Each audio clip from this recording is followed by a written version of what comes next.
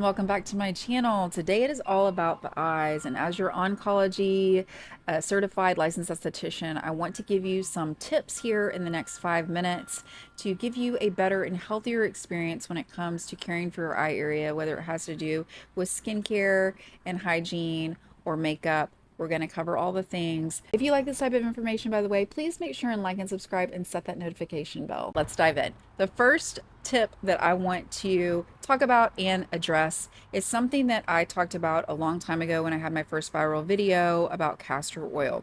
I mentioned applying it on my eyelids, and this was when I did my full body for a whole year. I mentioned applying it on my eyelids and how much better my eyes felt. That is a true story. Also, I mentioned that sometimes a little bit of oil would get into my eyes, but I wouldn't worry about it too much because I knew that castor oil was in other eye drop formulations. Now, the one thing I want to be very hyper clear on is that I wasn't pouring the non-sterile castor oil into my eyes.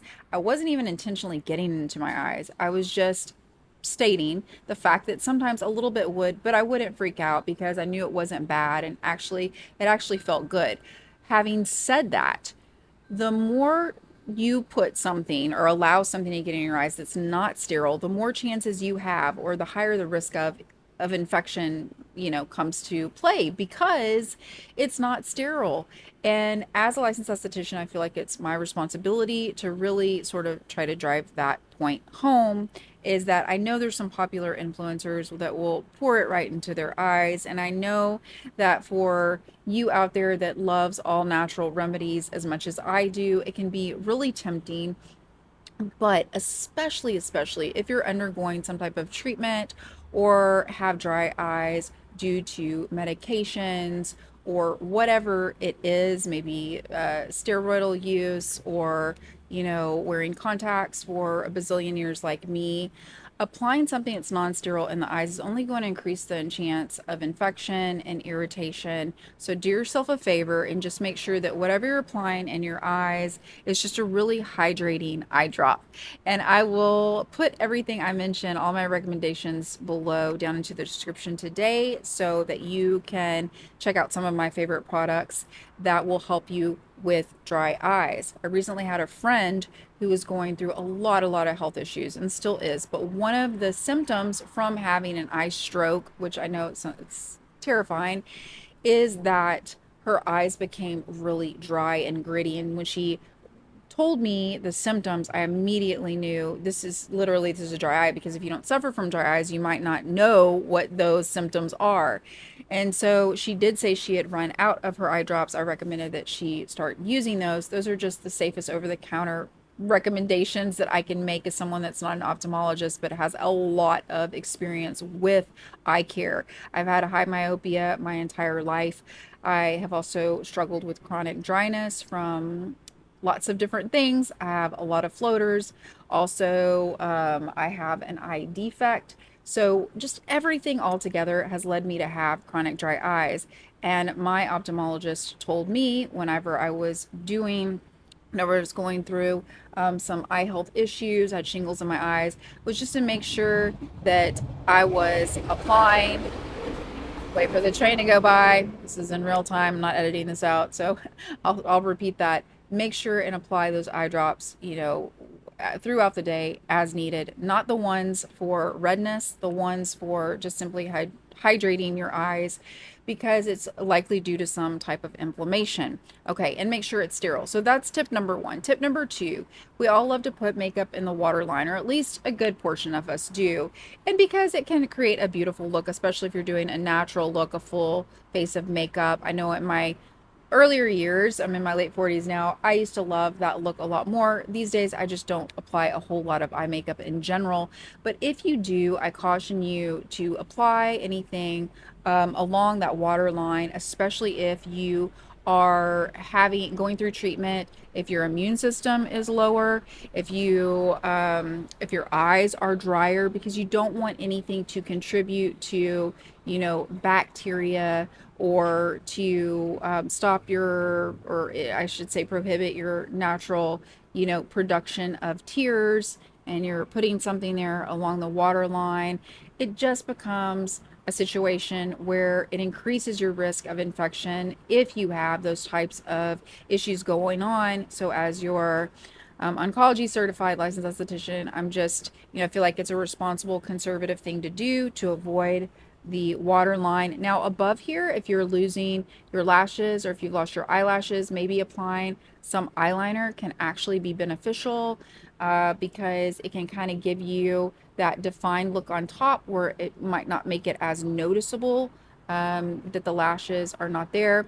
And also, I just want to let you know that those lashes will grow back. So if you're having a loss of lashes due to autoimmune issues or treatments, then whenever you stop going through those treatments or you get your immune system in a better place, those lashes will grow back probably in about 90 days. So don't fret over it too much. Makeup can definitely help.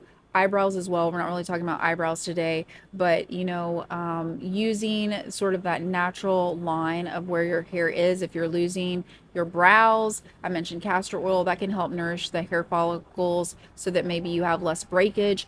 But if they're already lost, you want to pencil them in, so to speak, you're probably better off doing something with a powder and mixing it with water to create a more natural brow line.